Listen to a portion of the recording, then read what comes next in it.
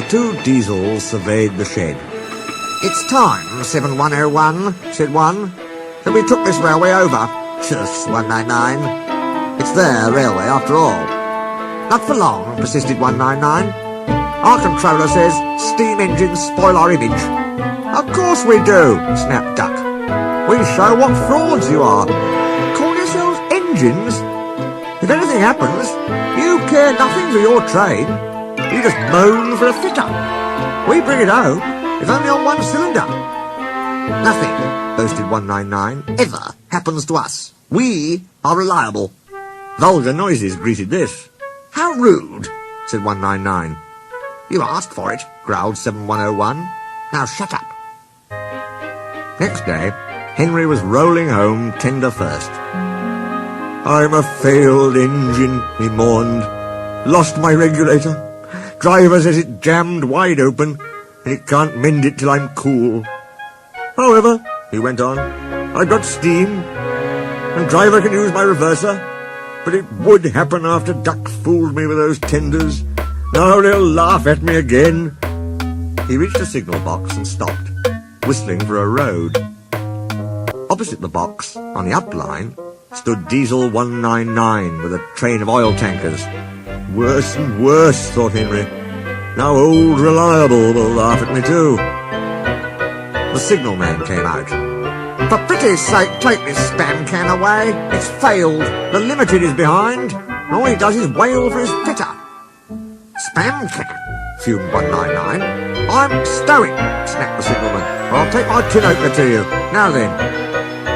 199 subsided at this dreadful threat, and Henry pulled the train out of the way. The diesel didn't help. He just sulked. The Limited rushed by with a growl and a roar. Henry gave a chuckle. "Look, spam can," he said. "There's your little pal." The diesel said nothing. He hoped 7101 hadn't noticed. 7101 hadn't noticed. He had troubles of his own. He was cross with his coaches. They seemed to be getting heavier. He roared at them, but it did no good.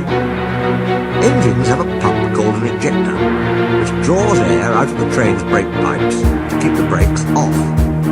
If it fails, air leaks in and the brakes come on, gently at first, then harder and harder. 7101's ejector had failed. The brakes were already leaking on while he passed Henry. He struggled on for half a mile before being brought to a stand, growling furiously, unable to move a wheel.